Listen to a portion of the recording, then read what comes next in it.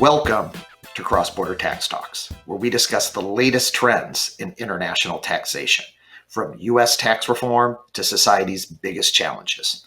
I'm Doug McHoney, PwC's U.S. International Tax Services Leader.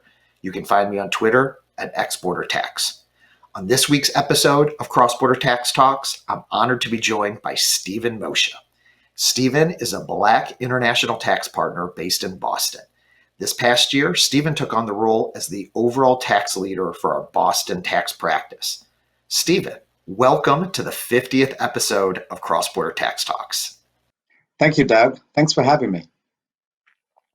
So, Stephen, before we dive in to a non-cross-border tax topic of race, I wanted to get your reflections on your new role as the tax leader in Boston. You've been in our international tax practice for 25 years, focusing on your clients and your team before you agreed to take on a broader leadership role. This is a crazy time in the U.S. and to be a business leader. How is that experience going, and how have you enjoyed your new role as the Boston tax leader? Well, it's been a roller coaster of a journey, right? I didn't get the memo that I was going to be leading this practice in the middle of a pandemic, a recession, as well as obviously all the civil and racial unrest that we see in our country. But putting all that aside, it's actually been pretty rewarding. It's been a learning experience. I've had the benefit of a lot of my partners rallying together to do what is right, both for our people.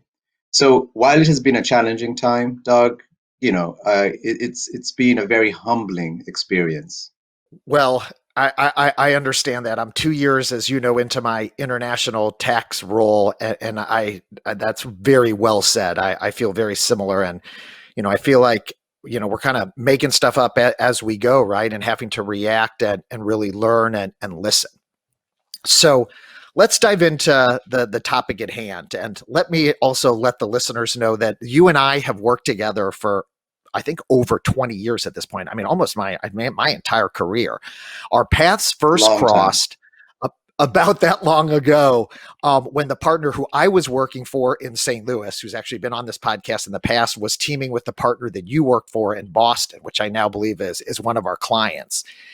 In those 20 years of knowing you, I'm going to be honest with our listeners. I've never asked you about your race.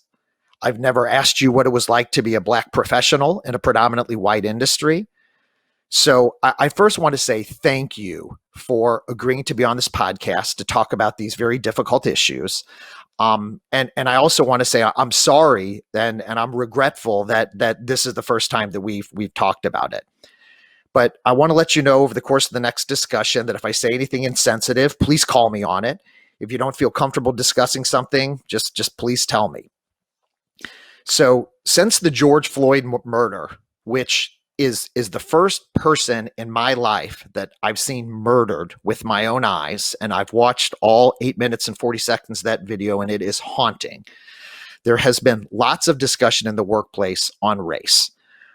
What's that been like, and how do you feel about white people approaching you on this topic? It's been a tough time, right? And let's start from the beginning. If you watch that video, one of the things you notice is a white officer's knee on George's neck, right? And you also notice the fact that he has his hands in his pocket, right? Now, you and I know, Doug, typically when you have your hands in your pocket, it suggests sort of an easy situation, environment, right? But it also portrays, at least to me when I look at it, the sort of the lack of empathy, the casualness with which someone's life was being taken, right? And I think that's what gets a lot of folks. And to be honest, probably that was probably something that got a lot of, the white folks, right? And so I didn't realize this was the first death you've watched, but obviously it made an impact, right? So uh, at the same time, I went through all these emotions, but I feel like there is some optimism in the air, right? And it's largely due to the fact that if you watch the demonstrations, the conversations I've had within the firm and outside of the firm are more with non-whites than whites, which is new to me, right? And some folks have felt that they shouldn't reach out because it would be a burden, right? And I say to them, it is a very small burden to bear if that is what's going to get the conversation going and the change happening. I'm happy to listen and share my point of view, right? And facilitate any conversations if that's going to move the ball in the right direction. Yeah, I think one of the challenges, and this was certainly, I gave a lot of thought and hesitation before I reached out to you to see if you would want to be on this podcast, for example. But at least the way I've tried to approach it is, this is a conversation as we started that I should have had with you, in the past. These are important differences that we all have to live with. Do you have any advice, or as far as if a white person wants to approach you? I feel like, at least I feel significantly more empowered to talk to both my white colleagues as well as my black colleagues about this issue. But it's more challenging, I think, for a white person. Let me speak on behalf of myself. It's more challenging for me to go and speak to somebody who is black, because I just fundamentally, obviously, and I think I've learned, don't understand that experience. And so, is there anything that we should keep in mind as a white person? One of our white colleagues is going to talk to one of our black colleagues, or is it as simple as just being empathetic? What are your views on that? And that's the key word. I think, and it's very difficult, obviously, just as you said, you don't want to speak for all the white folks. I do not want to pretend that I can speak for all the black folks, but I would think that most of us are looking for empathy versus sympathy, and I would also say, don't overthink it. Don't overthink what you're going to say. Just reach out and start the conversation. But also, do not pretend that you understand what we're going through or what this particular individual in front of you is going through, right? Don't pretend. Ask questions. It is rarely that you will commit a mistake by asking a question, right? So those would be the two simple things. Don't overthink it. Reach out, right? And don't assume you know what the individual in front of you is going through. So I was, as you know, Stephen, I'm spend quite a bit of time on our social media, on the social media platforms. I do try to limit some of that because it can just be so overwhelming, and with the confluence of, as you mentioned, the economic issues, the pandemic, and now with these racial issues, there's just frankly only so much time that you can take, and it just trying to manage stress as you're reading through Twitter, for example. But there was a particular tweet that really resonated with me. I'm not going to mention the individual's name, but it was a public university, well-respected public university tax professor on Twitter, and he said, and I quote, "Tax law is the whitest of white professions, and I am embarrassed it did not occur to me how bad it is until today." Close quote. Um, if you followed that thread along, he had said that based on an informal survey he did, and so there's hashtag tax Twitter, a lot of frankly not as many advisors, a lot of professors on there. He said that based on an informal survey he did, he compiled a list of 6 black law partners. 6. I think they excluded the big 4, and I'm not sure what our total numbers are for the big 4, but 6 law firm partners in the U.S. were black. Do you have any thoughts on why the profession is so white, And I'd like to spend a few minutes talking about what can we do about it, and certainly something that I've been thinking about a lot of what I do for our international tax. But as I mentioned, you're one of our 150 partners roughly in international, and the only Black professional. What are your thoughts on that? Yeah, I mean, it's that's a tough one, right? Because, in order to be successful at tax, you've got to have a passion for what we do, right? And that's a passion that I believe begins at a much younger age than today, right? So the question becomes, what can we do to the folks that are coming out of high school, colleges, right? What support and encouragement can we give our college students about the profession, right? And then it comes to recruiting. Are we all doing the right thing in terms of recruiting the right number of Black folks into the profession, right? And then after that, right, are we doing the right things to retain that talent once they're within our organization, right? So, Doug, I think if my memory serves me, you have probably sponsored 5 to 6 partners, give or take, right? And that, I believe, has been hard work, right? You've sort of put your heart and soul, and you've called them out when they've done something wrong. You've given them the accolades when they've done something right, et cetera, et cetera, et cetera. Now the question is, how many people, right, have reached out to a Black staff and taken them underneath their wings and advocated for them, right? As opposed to perhaps being just one of those folks that checks the box on diversity. Are you as an individual doing the right things? And to me, a lot of this is not about, it definitely has a level of organizational change, but it's also an individual change, right? In the conversations I've had with people who've reached out to me, one of the recurring themes is, this problem is too big for me. I have no idea how my little contribution would help. And I've always pushed back and said, it's amazing how much power as an individual we have if we opt in and decide to make that change.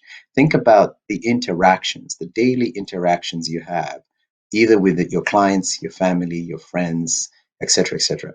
If you are intentional about making this an issue to talk about, move the ball on, right? That is significant.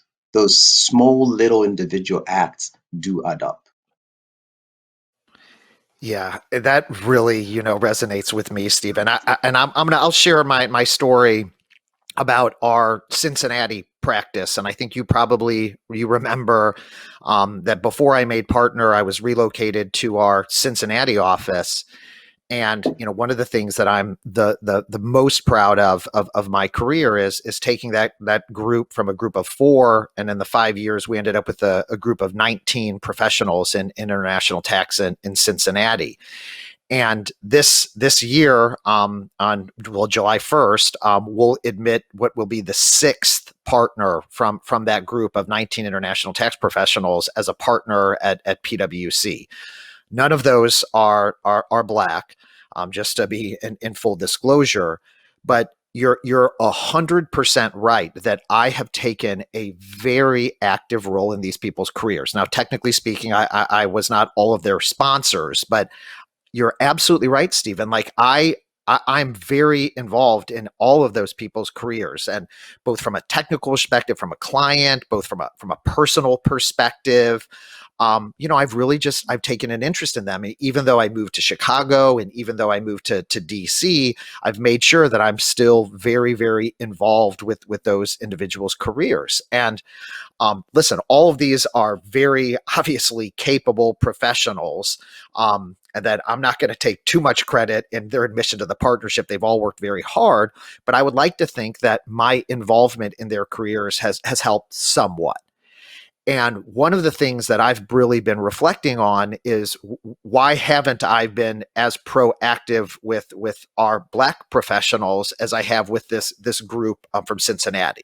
And I think the answer is well, I connected to those people, and I really view them, Stephen, as like my family. And I talk to them like that. I use, frankly, even that language when I talk about my Cincinnati fam, and those partners, and I think you know I could do a better job individually making sure that I connect to our Black professionals, and it's something that I'll commit to you. I'll commit on this podcast that I'm going to be significantly more focused on, and because that's really and my really what it takes is getting that, like, right when they come in the door, or frankly even to your point, before they come in the door. How do we recruit and get people excited about what we do? Because tax doesn't sound that sexy or exciting, right? But frankly, if you're listening to this podcast, you probably already have some sort of interest in tax. But how do we create that interest, I think, is really important. And so, can you share a little bit about, like, just how did you get involved in tax? How did this start with you? I mean, for me, I did well in my law school class in tax, and then the summer after my first year, I did I frankly, my dad, rest in peace, is still irritated that I took out student loans and went to Europe for the summer. But I was like, oh, I did well in tax, and I went to Europe. I was like, oh, maybe I'll do international tax, which probably isn't the most scientific or best way to decide on a career long profession, but obviously I enjoyed it, and I'm still here 20 years later. How did you get interested, and sort of what brought you into the field? And have you seen other of our African American colleagues have similar interests, or how did you get that interest initially?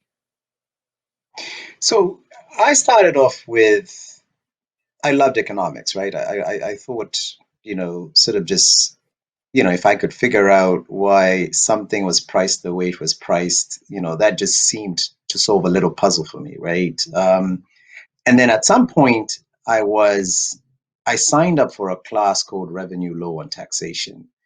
And that just sparked something in me about how tax is determined, how tax is analyzed. It was a bit of a, crossword puzzle, right?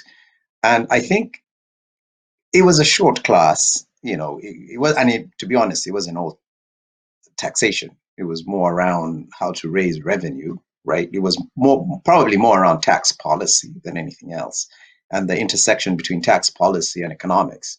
But I then started thinking more and more about doing tax, and then obviously I ended up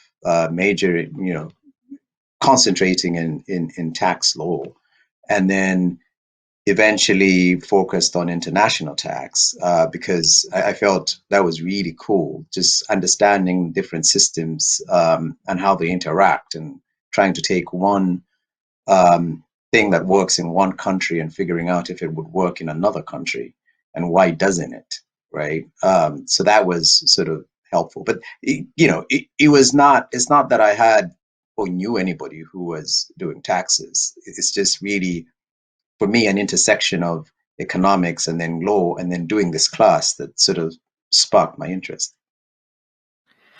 And what is your undergraduate in? And then did you? I should know this. I actually I don't. Did you go to law school? And what did you do your undergraduate? And then did you do graduate school?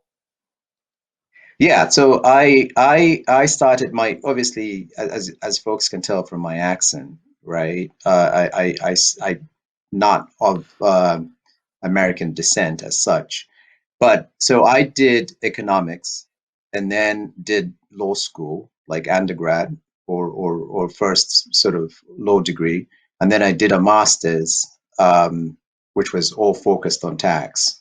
And then after that, I decided I was going to do a focus or concentration in international tax. So I think one of the things that it will be important for us as business leaders is, to your point, is identifying people early, in the process to get them excited about international tax. Of course, I'm partial to international tax. I feel like it's a little bit more exciting it's easier to get people excited about international tax than maybe some other areas, but I won't be critical of some of the other areas of international tax. And then I I've had think an once we interesting, sorry, have, Doug. go ahead. I've had an interesting conversation about international. I was having a debate with someone who's a state and local tax partner, and they were trying to convince me that state and local tax was a lot more interesting than international tax. Now, I know I can see the similarities because they're different states and therefore different countries. There's a comparison, but it's just incomparable. Not to pick on my Sultan local tax partners, but yes, totally different. I'm sure I'm going to get a lot of grief for that, but I'm sure you will too. And then somebody's going to also mention the, BEPS 2.0 and where we're heading from a formulary apportionment perspective, and that SALT is really just ahead of its time. But maybe we can have you exactly. back on the podcast and we can have a debate on tax policy as well, which is where we usually are our safe space in the Cross Border Tax Talks podcast. But to going back to the topic of, once we have these professionals interested, and having our Black professionals, particularly early in their career, I think it's important that business leaders like myself take a more active role, and I'm going to commit to that.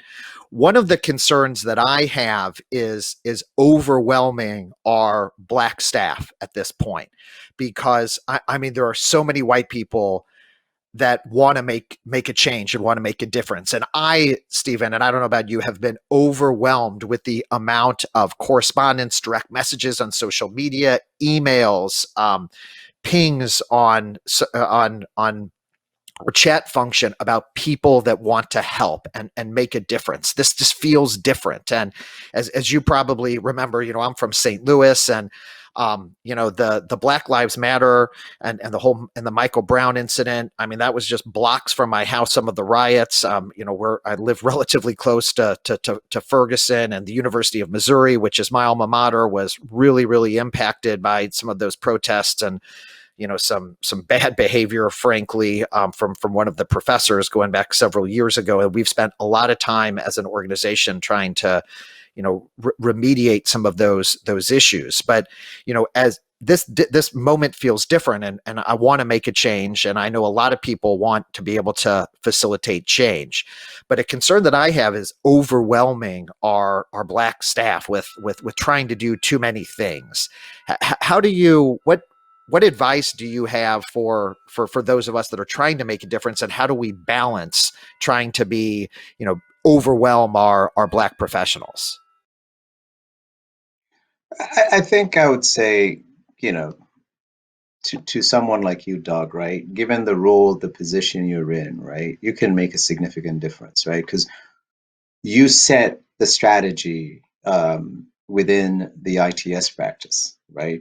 So you have um, a pretty strong podium in which to make change, right? So that is sort of at a macro level, right? At a micro level, what you could do, Doug, is pick one, two, three individuals, right? At whatever level you think is appropriate, right? And invest in that relationship, right? The results are going to be long drawn, right? It's not there's no quick hit in this, right? Because you're starting a new relationship probably with somebody you've never spoken to, right? So for them to sort of appreciate the feedback, open up, talk to you about their challenges and struggles, right? Listen to them intently about how you can help them, right? And I honestly think that you will also be rewarded because you will learn a lot, right, through this journey. But it's a long-term process, and it's not going to happen overnight, right? But so that's what I would think at a micro level. Choose one or two or three folks, right, and invest in that relationship, and it's going to take a while for folks to open up. It's like any other relationship, right? We talk about going out and starting relationships with our clients, right? That doesn't happen overnight, right? It takes time. It takes effort. And patience, right? And you're absolutely Exactly. right. I mean, it has taken us 400 years to be in this end up in this situation. We are not going to fix it overnight. I love the suggestion, Stephen, of identifying specific individuals that I similar to my crew in Cincinnati that I can take a much deeper role in their success, and that's certainly something that I'm committed to doing. I've also been looking at, what are some of the underlying policies that we have as far as how we staff individuals and how we manage billable hours and utilization. And really, I think one of the other things as business leaders is just making sure that we've got policies that ensure everybody's success. And listen, this is something that we've been very focused on with PwC, with Tim Ryan's action on diversity, and but I think that all business leaders, from everything that I'm reading and seeing, are really looking at those policies to see what we can do proactively. And I think that we're going to continue to do that. What would be your suggestion for, like, let's say one of our senior associates or a new associate at a law firm, somebody, one of our younger white professionals or newer white professionals to the profession? They may not necessarily be younger, but how can somebody that isn't in like your eye role, where we're 20 plus years in our career, we have leadership, where we certainly have a bigger responsibility, and in my view, a bigger obligation to try to fix some of these things. But what about somebody who's just really starting in their career? What can one of those white individuals do to potentially help? I think it's the same advice, Doug, right? So if you think about it, right, if you're a senior or you're a second, third year law associate, right, you have a network, right? You've created a network, right? Or somebody helped you get into their network, right? And through that network, you get to know what other people are working on, what their challenges are, et cetera, right? Now, if you take a first year associate, right, and you begin that dialogue about what are they assigned to, what are they deployed to, what are they working on, right? You very easily learn how you can help them using your network, using your capital, right? Because obviously, if you're a second year or a third year, you sort of created this network and goodwill, right?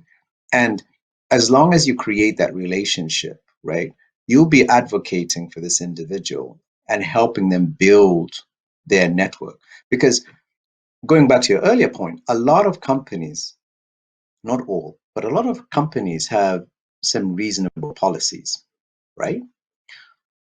What happens though is that those policies have not the right execution strategy around them, right? So when you ask a company, what's the policy around this, right? And you read the document, it's a great reading document, but it falls down when it comes to execution. And if you think about execution, right, you and I at this level, right, aren't doing and working day to day with some of our black staff, right? So by the time things bubble up to us, right, if they do bubble up to us, it might be too late, right? The person's ready to leave, right? So empowering those second year, third year white staff, right, to be advocates as well is critically important. It's interesting as you say that, Stephen, because that is generally the same advice that we would give, anybody, like any senior associate, where we would say, hey, this is what you need to do to be a successful associate, right? In other words, this isn't, some secret recipe, right? But I think it's really important for our white professionals, including myself, just to be more mindful of enabling everybody's success. And you had mentioned that it's one thing to have a policy and then the other thing to actually execute on the policy. I mean, that's the same advice that we give as tax advisors, as tax lawyers, right? We spent all this time coming up with a good deal strategy or a new business model or anything, and you can put in the bullets exactly what everybody needs to do. We can be amazingly mindful about what policy we're putting together, but if the actions don't support that policy, then the tax strategy falls down. Similar to this, it's just like if you're going to have a strategy or action items, we actually need to follow that, and we need to be. It's not just following it; be very disciplined to make sure that we're executing exactly as we had anticipated, because it's important in tax, and I think it's also going to be very important in how we make sure that we try to enable as much success with our Black professionals. So that really resonated with me.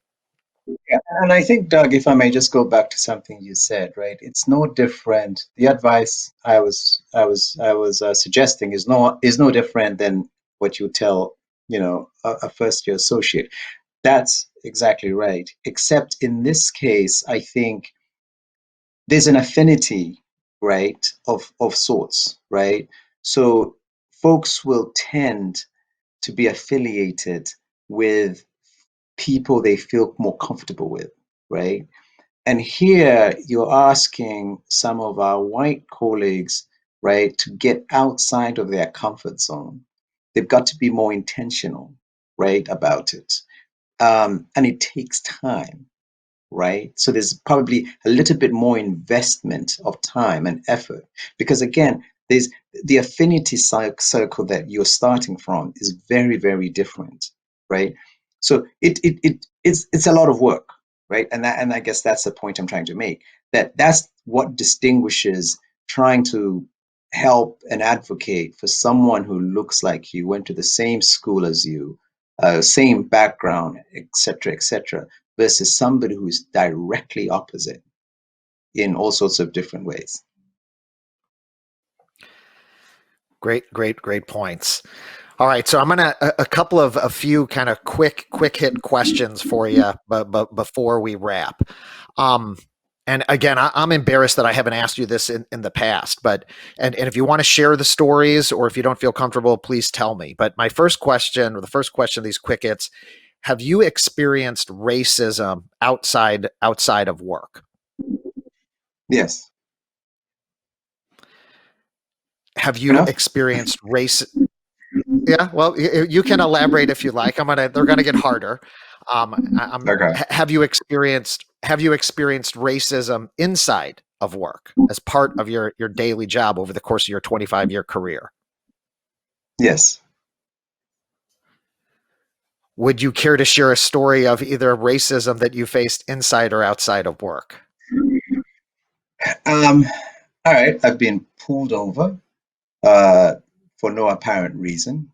Um, Thankfully, I had all the paperwork and, um, that was it. It didn't escalate into anything. So thankfully. Within work, yeah, various episodes. One that I think stayed with me was I was mistaken for a mailman. Back Yeah. in the days, you remember the folks, the mail staff would come around and either pick up mail or deliver mail. Yeah, first of all, you're dating yourself, but I did say that I had you had 25 years of experience, but so you were going around the office and somebody assumed that you were part of the male staff and not part of our professional staff. Correct. So the third of those questions was going to be, had you had any experience with the police, and you already answered that question. One of the things that I have been deeply moved by since a lot of this has started was some of the experience that our Black professionals have shared having to tell their Black sons about how to deal with the police. Did somebody warn you when you came to the U.S. about, like, hey, you need to be more careful with the police, and did you have some sort of a heads up before you got pulled over when you came to the country on how to manage that, and that was an issue because of the color of your skin? Yeah, no, definitely, definitely. I was told, make sure your hands remain on the steering wheel throughout. And if you're going to reach for sort of any identification or paperwork registration, et cetera, make sure you indicate that to the officer before you actually move your hands off the steering wheel. Yeah, I mean that was taught to me um, multiple times before it happened, and that's exactly what I did. I mean, that's I I don't think remember. every black male is told that. Right. I don't remember my dad having that conversation with me. Right. And man, that really gets me. It's really upsetting that that's just part of growing up black and part of that process that you have to learn. And I'm just really sorry for that. Um, maybe my last question is, what advice do you have for our black professionals, and not just within PwC, but black professionals in tax, and maybe somebody who's interested or is just starting their career? What advice would you give in this environment to somebody who is black and who wants to be an international tax professional and is very early stage of their career? What could he or she be doing, and what advice do you have for them? I would start off with the fact that it's a very rewarding, extremely rewarding career, right? Yes, there are going to be some valleys, there are going to be some bad days, and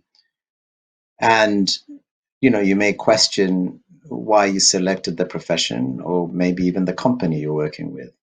But I think overall, right, like everything else, there are ups and downs. I think when you step back and, I step back and I look back at my career, um, I'm pleased immensely and fortunate in all sorts of ways. But has it been sort of a smooth, continuous upward climb? No, there've been a few valleys, and you work through that. But unfortunately, that's life, right? Our profession does need patience, right? If you want to be successful at it, it definitely demands patience. But once you get through that, it is extremely rewarding, extremely rewarding. That's great. It's great advice, Stephen. So, maybe in conclusion, then, as both a business leader and a human being, I realized that acting not racist isn't enough. That I need to be more proactively anti-racist to help the 400 years of injustice, and it's something that I'm committed to do and to be more thoughtful. And so I want to say thank you just immensely, Stephen, for agreeing to come on the Cross Border Tax Talks and talk about that and helping educate me.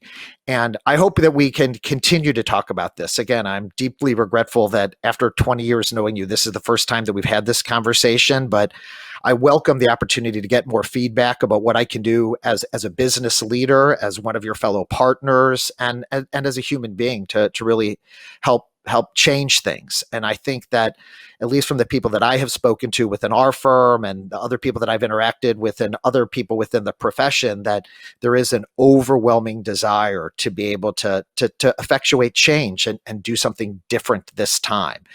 And so let me just really thank you personally for coming on and sharing your experience. Thank you, Stephen. Thank you, Doug. Thanks for having me. And I think my last parting words to what you just said would be you do not want to be a bystander. So do get involved. We all need allies. And, I think at this point in time, definitely need white allies. So thank you. Well, thank you, Stephen, and I hope you consider me one of those. I will certainly work towards that. So, thanks for tuning in to this week's episode of Cross Border Tax Talks. Thank you, Stephen Mosha, international tax partner and leader of PwC's Boston tax practice. I'm Doug McHoney, PwC's international tax services leader in the US. Stay tuned in 2 weeks for another exciting edition of Cross Border Tax Talks.